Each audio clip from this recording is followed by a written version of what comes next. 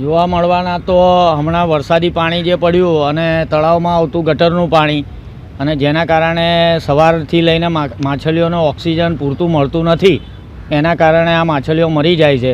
તો પ્રશાસને આવેલા નવા કોર્પોરેટરોએ આનું ધ્યાન રાખી ફુવારાઓ ચાલુ કરાવવાની વિનંતી કરવાની હોય કે ભાઈ આ ફુવારા ચાલુ થાય કે દરેક જીવને અંદર રહેલા જીવોને ઓક્સિજન મળે અને આવી રીતે મરે નહીં માછલીઓ.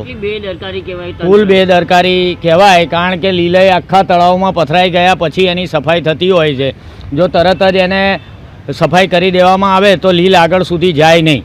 સ્થાનિક કોર્પોરેટરની બી જવાબદારી 100% જવાબદારી તો દરેકની છે. આ ગટરનું પાણી કેટલાય વર્ષોથી કેનાલમાં આવી રહ્યું છે, કેનાલ મારફતે તળાવમાં આવી રહ્યું છે, તો એ લોકોએ પૂરતું ધ્યાન રાખવું પડે.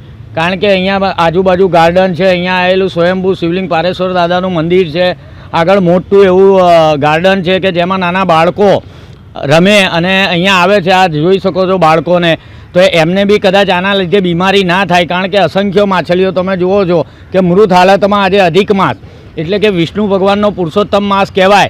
એટલે કે ભગવાન વિષ્ણુએ મત્સ્ય અવતાર પણ ધારણ કરેલો અને આટલી બધી માછલીઓ મરેલી જોઈએ તો આપણને દુઃખ થાય.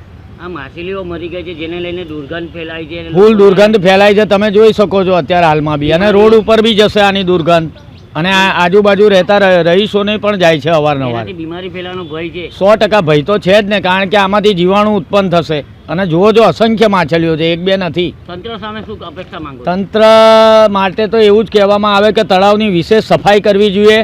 આ ફુવારા બે બાજુ બે મૂક્યા છે, એ ક્યારે ચાલુ થાય છે એ આજ સુધી ખ્યાલ પડતો નથી. અને આ એક ફુવારો જે તમે જોઈ રહ્યા છો એ ચાલુ થયા પછી એક કે બે વાર માંડ ચાલ્યો હશે. પેલી બાજુનો ફુવારો ખાલી ચાલુ થાય કે નહીં થાય એ પ્રશાસનને જોવાનું છે. કારણ કે જુઓ છો કેટલી દુર્ગંધ આવી રહેલી છે, ખરાબ હાલતમાં તળાવ છે, આટલું સુંદર તળાવ છે, જેનો વિકાસ તો કર્યો પણ વિકાસ પ્રત્યે બી એ લોકોએ ધ્યાન રાખવું પડે. અધૂરો એટલે 100% અધૂરો છે, કારણ કે આ કાદેવ કીચડ જો તમે જોઈ શકો છો બધું, કે આટલું બધું કાદેવ બી હોવું જોઈએ નહીં. શું નામ આપણું? પૂર્વેશ જયંતકુમાર દવે.